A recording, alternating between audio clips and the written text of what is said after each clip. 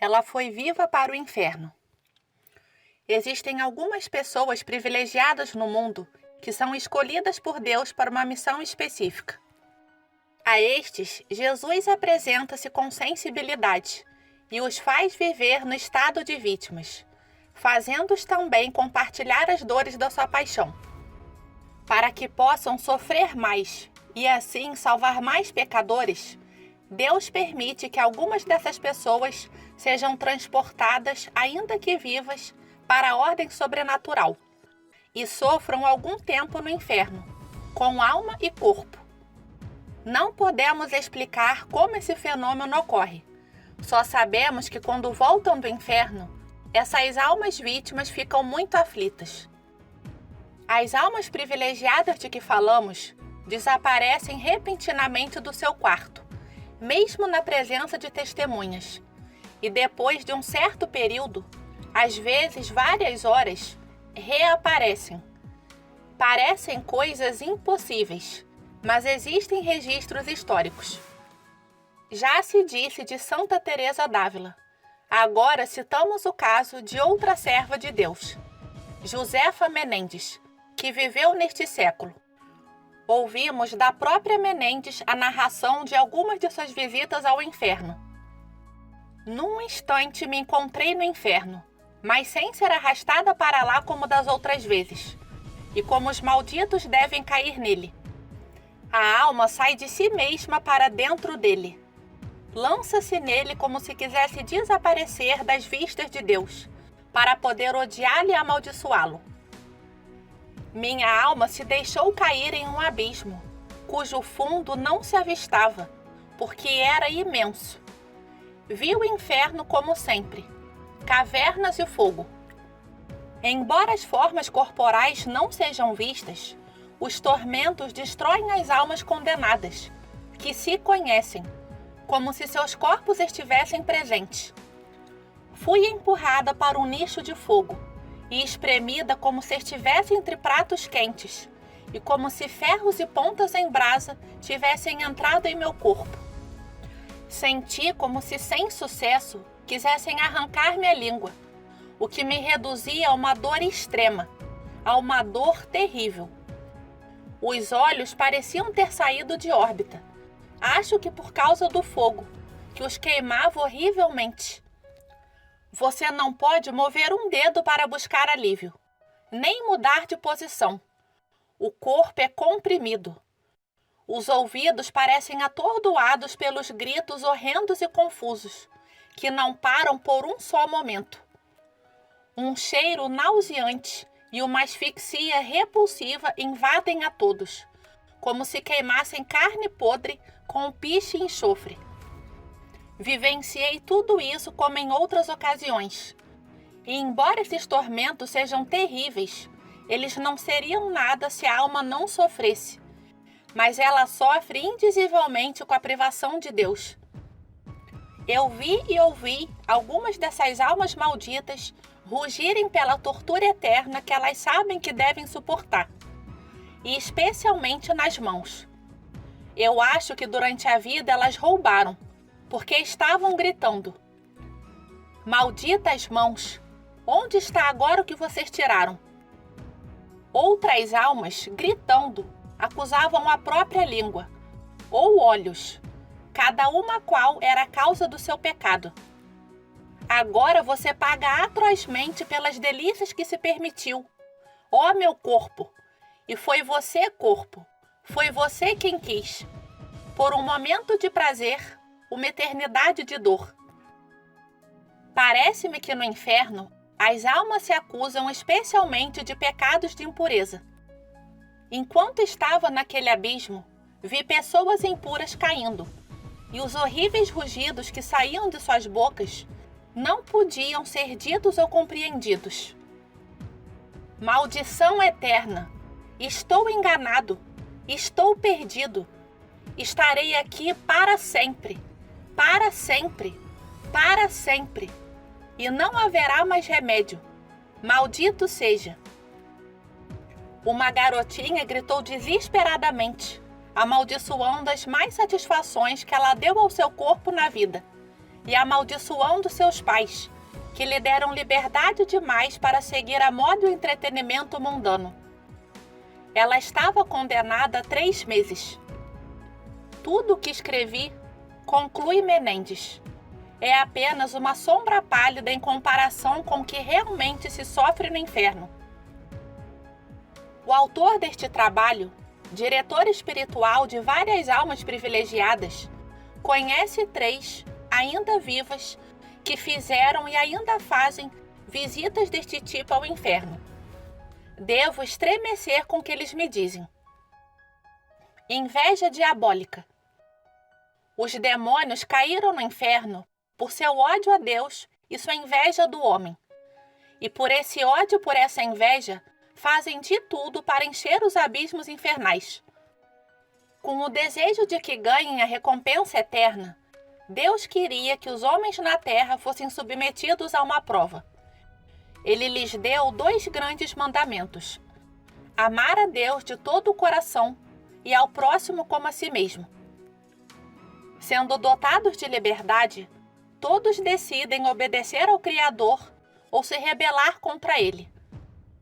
A liberdade é um dom, mas ai de abusar dela. Os demônios não podem violar a liberdade do homem a ponto de suprimi-la, mas podem condicioná-la fortemente.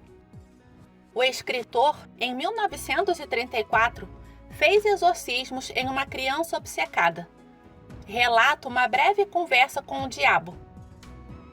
Por que você está nessa garotinha? Para atormentá-la. E antes de você estar aqui, onde você estava? Eu fui pelas ruas. O que você faz quando sai por aí? Tento fazer com que as pessoas cometam pecados. E o que você ganha com isso? A satisfação de fazer você vir para o inferno comigo. Não vou acrescentar o resto da entrevista. Portanto, para tentar as pessoas a pecar, os demônios circulam de uma forma invisível, mas real. São Pedro nos lembra: seja moderado, seja vigilante. Seu inimigo, o diabo, anda por aí como um leão que ruge, procurando alguém para devorar. Resista a ele com firmeza na fé. O perigo está aí, é real e grave, não deve ser subestimado. Mas também existe a possibilidade e o dever de se defender. Vigilância, isto é, prudência, vida espiritual intensa cultivada com a oração, com alguma renúncia, com boa leitura, com boas amizades, a fuga das más ocasiões e más companhias. Se esta estratégia não for implementada, não seremos mais capazes de dominar nossos pensamentos, olhares, palavras, ações e, inexoravelmente, tudo em nossa vida espiritual entrará em colapso. Lúcifer fala. No livro Convite ao Amor é descrita uma conversa entre o príncipe das trevas, Lúcifer, e alguns demônios. Menendez assim o conta. Enquanto eu estava descendo ao inferno, ouvi Lúcifer dizer aos seus satélites: vocês devem tentar e levar os homens cada um à sua maneira. Alguns por orgulho, alguns por avareza, alguns por raiva, alguns por gula, alguns por inveja, outros por preguiça, outros ainda por luxúria. Vá e tente o máximo que puder. Empurre-os para o amor como entendemos. Faça bem o seu trabalho, sem trégua e sem piedade. Devemos arruinar o mundo e garantir que as almas não escapem de nós. Os ouvintes responderam: nós somos seus escravos. Vamos trabalhar sem descanso. Muitos lutam contra nós, mas vamos trabalhar dia e noite. Reconhecemos o seu poder. Ao longe, ouvi o som de xícaras e copos. Lúcifer clamou: que eles se alegrem. Depois tudo ficará mais fácil para nós. Como eles ainda gostam de se divertir, deixe-os terminar o banquete. É por essa porta que eles vão entrar. E então ele acrescentou coisas horríveis, que não podem ser ditas ou escritas.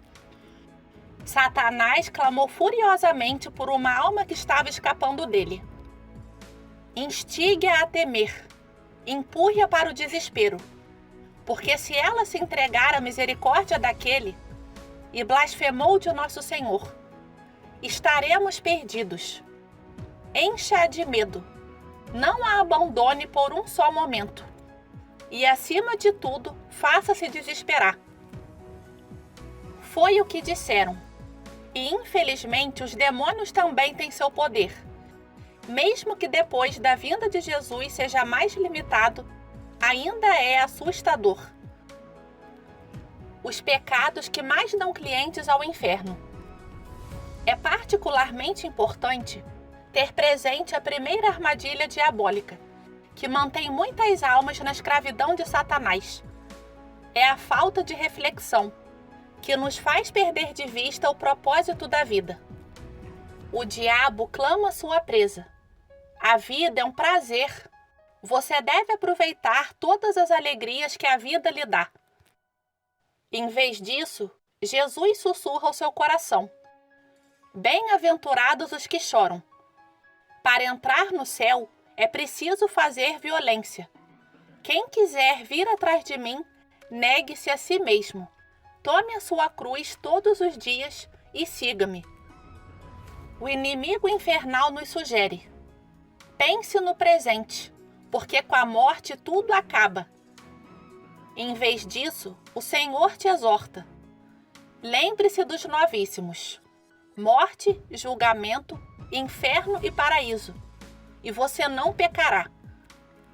O homem passa grande parte de seu tempo em muitos negócios e mostra inteligência e astúcia na aquisição e conservação de bens terrenos, mas ele não usa nem as migalhas de seu tempo para refletir sobre as necessidades muito mais importantes de sua alma, pelas quais vive, numa superficialidade absurda, incompreensível e extremamente perigosa, que pode ter consequências assustadoras. O diabo leva a pensar: meditar é inútil, tempo perdido. Se hoje muitos vivem em pecado, é porque não refletem seriamente e nunca meditam nas verdades reveladas por Deus. O peixe que já foi parar na rede do pescador, enquanto ainda estiver na água, não suspeita que tenha sido capturado. Mas quando a rede sai do mar, luta, porque sente que seu fim está próximo. Mas é tarde demais agora. Então, pecadores, enquanto estiverem neste mundo, eles se divertem alegremente e nem suspeitam que estejam na rede diabólica. Eles perceberão quando não puderem mais remediá-lo, assim que entrarem na eternidade.